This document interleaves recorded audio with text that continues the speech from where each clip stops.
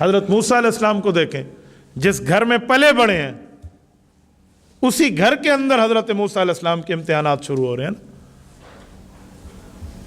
بیوی کہتی ہے فرعون کی، مومنہ ہے نا وہ، کہ بچہ ہے، کہتے نہیں میرا دشمن ہے۔ بچپن سے امتحانات ڈال دیے، کیا ایک طرف پھل فروٹ رکھ دیں اور ایک طرف آگ رکھتے ہیں، جی کس کو اٹھاتے ہیں ذرا دیکھیں۔ یہ فرعونیت کے معاملات ہیں۔ حضرت موسیٰ علیہ السلام کا مزید کچھ معاملہ آگے ہوتا ہے تو حضرت موسیٰ علیہ السلام کو فرعون سے مقابلے میں بھیج دیا جاتا ہے۔ اور کیا کیا فرعون سے مقابلہ ہے، پوری زندگی پورے معاملات آپ جانتے ہیں۔ اور خالی مقابلہ حکومتی طاقت کے ساتھ نہیں تھا بلکہ شیطانیت کے ساتھ بھی تھا۔ جو جادوگر آئے تھے فرعون کے کہنے پہ 70,000 تھے نا، یہ 70,000 جادوگر آئے اور ہر جادوگر کے ہاتھ میں ایک ایک 2 رسیاں ہیں اور اس پر جادو، مسمرزم، ہپناٹائز، یہ عمل کیا ہوا ہے اور وہ پھینک دیتے ہیں نیچے۔ ہے تو رسی ہے نا، لیکن رسی یخیل الیہ من سحرہم انہا تسعی۔ قرآن کہتے ہیں نبی کو بھی یہ آنکھوں سے یوں نظر آنے لگ گیا کہ یہ چل رہی ہے، خیال یوں آنے لگ گیا۔ شیطانی طاقت کا اثر ایک وقت تک ہوتا ہے۔ رب کریم نے حکم فرمایا یا موسیٰ لا تخف، اے موسیٰ آپ اپنے قریب خوف کو نہ آنے دیجیے۔ والق ما فی یمینک، آپ کے ہاتھ میں یہ عصا ہے، زمین پہ پھینکنا آپ کا کام ہے اور ان 70,000 رسیوں کی جادوگری کا کام تمام کر دینا ہمارا کام۔ حضرت موسیٰ علیہ السلام نے پھینکا ہے نا، قرآن کہتا ہے تلقف ما صنعوا، یہ پھینکنا تھا اور ان کا یوں ختم ہو جانا تھا۔ انما صنعوا کید ساحر ولا یفلح الساحر حیث اتى، کیونکہ جادوگری تھی اور جادوگر کبھی کامیاب نہیں ہوتا۔ دنیا میں کہیں نہ کہیں اس کا داؤ پہ چل بھی جائے تو آخرت تو ناکامی اس کی ہے ہی۔ تو یہ کم امتحان ہے۔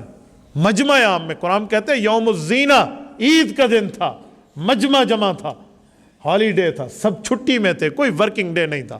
پوری دنیا کے سامنے یہ کام ہوا تھا، کسی علیحدہ روم میں بھی نہیں ہوا، ایک پارک میں باقاعدہ پوری اپنی سلطنت کی طاقت فرعون نے لگا دی تھی۔ لیکن پھر اس امتحان پہ اللہ والوں کو رب نے بدلہ بھی دیا۔ حضرت موسیٰ علیہ السلام کو وقتی طور پہ تھوڑی سی تکلیف، تھوڑی سی یوں محسوس ہوئی جسے قرآن کہتے ہیں خیال آنے لگے کہ چل رہے ہیں، تو اللہ نے اس نبی کا بدلہ بھی فوراً دیا، اس نبی کی دلجوئی بھی کی ہے، دلداری بھی کی ہے۔ کیا؟ جب ان جادوگروں نے دیکھا نا کہ ہماری کارستانی یوں ختم ہو گئی، ان سب نے ایک دوسرے کو آنکھوں میں دیکھا، بھی زبان سے نہیں بولے تھے، آنکھوں سے کہنے لگے سرکاری پیسے کی طاقت پہ تو ہم آ گئے فرعون سے پیسے لے کے، لیکن یہ وقت کا نبی لگتا ہے، اس پہ کلمہ پڑھ لو، اپنی ایمان لے آؤ اور آخرت بچا لو۔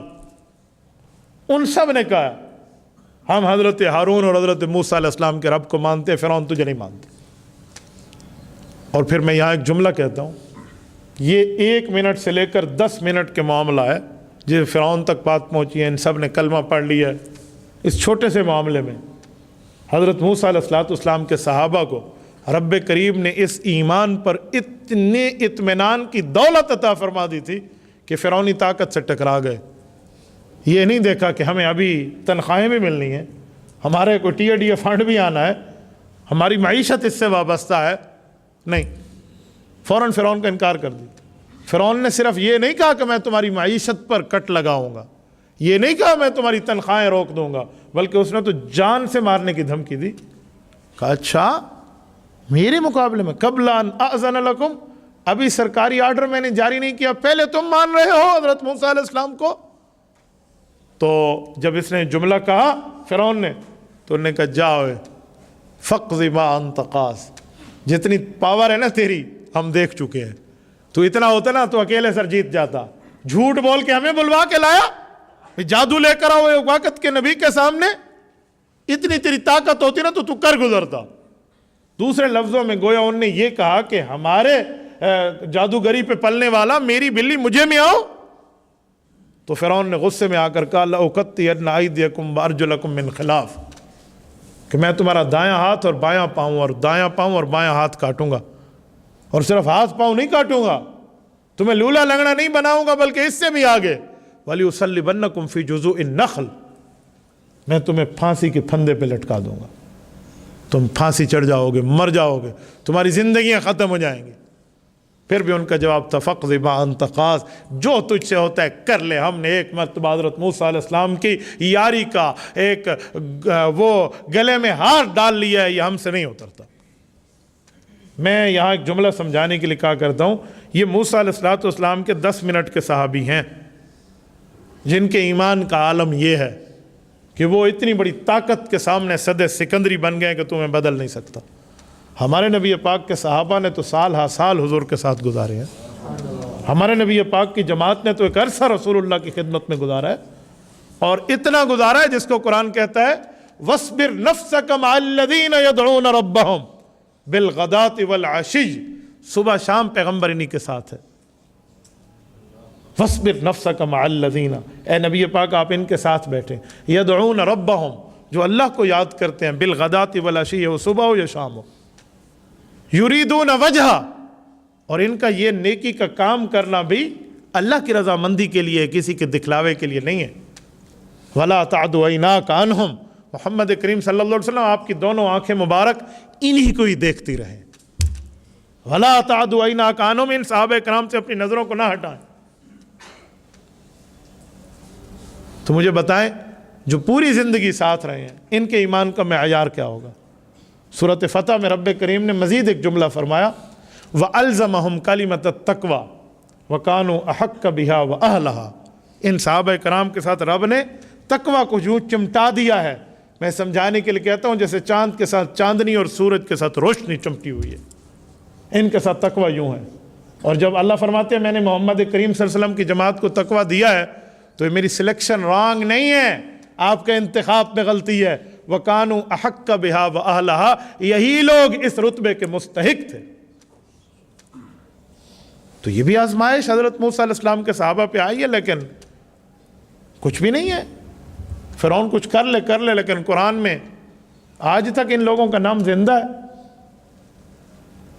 لاکھوں اس دھرتی پر آپ کو موسیٰ کے نام کے صاحب ملیں گے، اس دھرتی پہ کوئی ایک بھی خود کو فرعون کروانے کے لیے قائل نہیں ہے، چاہے وہ کافر ہو یا مسلمان ہو، خود کو فرعون نہیں کہلواتا۔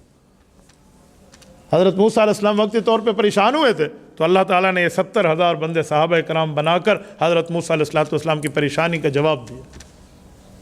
اس سے آگے آئیں تو فرعون کا لشکر کہتے ہیں کہ لاکھوں میں تھا، حضرت موسیٰ علیہ السلام کی تعداد اس سے کم تھی، اور یہ لاؤ لشکر لے کر جب آیا نا حضرت موسیٰ کے تعاقب میں بحیرہ کلزم پہ، تو صحابہ کرام جو تھے اور جو نئے ایمان لانے والے تھے انہوں نے کہا اِنَّا لَمُدْرَكُونَ، اے موسیٰ علیہ السلام ہمیں یہ کہیں پکڑ نہ لے۔ حضرت موسیٰ نے فرمایا اِنَّ رَبِّي مَعِيَ سَيَهْدِينِ، میرے اللہ کی مدد یہاں بھی ہمارے ساتھ ہے، اللہ ہمارے ساتھ ہے، اللہ پاک ہمیں ضائع نہیں کرے گا۔ راستے بنے، 12 قسم کی قومیں حضرت موسیٰ پر ایمان لائی تھی، ہر قوم کو اپنا راستہ ملا ہے سمندر میں، ہر قوم کو۔ میں نے بعض روایات پڑھی ہیں کتب تفسیر میں کہ ایک قوم دوسری قوم سے اس بحیرے سے گزرتے ہوئے باتیں کرنا چاہتی تھی تو اللہ نے درمیان میں شباک، کھڑکی اور ونڈو کا بھی بندوبست فرما دیا اس راستے میں جو پانی کی دیواریں تھیں۔ آپ کہیں گے کیسے رب کریم ایک پانی کی بوند پہ ہمارے انسان کے پیٹ کے اندر انسانی شکل کی تصویر بنا کر وجود بخش سکتا ہے تو پانی میں کھڑکی کیوں نہیں پیدا کر سکتا؟ موسیٰ علیہ السلام کے بندے گزر گئے۔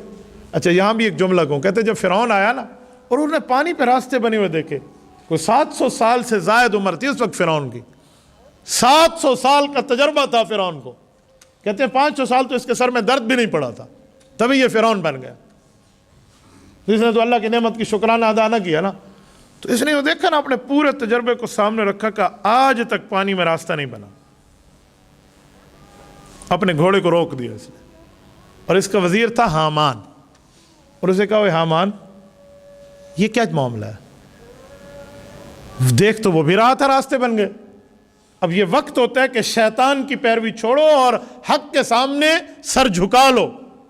کہتے ہیں فرعون نے کچھ نہ کچھ ارادہ شروع کر لیا تھا کہ بس تعاقب چھوڑیں اب واپس جائیں، یہ اب ہمارا معاملہ نہیں ہے، وہ ڈرنا شروع ہو گیا تھا، لیکن کہتے ہیں اس کو غرق کروایا اس کے وزیر نے۔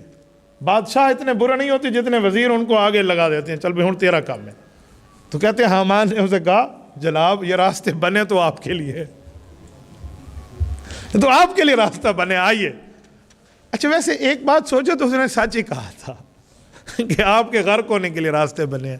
کہتے فرعون نے جب گھوڑا دوڑایا, قرآن کہتے ہیں فغشیہم من الیم ما غشیہم, تو نشان عبرت بن گیا نا. اور پھر جو اس کنارے پر موسیٰ علیہ السلام کے صحابہ ٹھہرے تھے نا, وہ یہ لائیو کاسٹ براہ راست مناظر دیکھ رہے ہیں, اور یہ لفظ اللہ کے قرآن کا ہے. وَأَغْرَقْنَا آلَ فِرْعَوْنَ, فرعون کی آل اور فرعون کے متبعین کو ہم نے غرق کیا. یہاں آل سے مراد اس کے متبعین ہے, ورنہ فرعون کی ذاتی اولاد نہیں تھی. وَأَنْتُمْ تَنْظُرُونَ, یہ واو جو شروع میں ہے نا اسے واو حالیہ کہتے ہیں, جس کا ترجمہ میں نے براہ راست کیا کہ اس وقت پریزنٹ سچویشن یہ سامنے دیکھ رہے تھے. وَأَنْتُمْ تَنْظُرُونَ, اور ان کی آنکھیں ٹھنڈی ہو رہی تھی کہ اندر کام ٹھیک تھی. یہ کتنی بڑی قربانی تھی.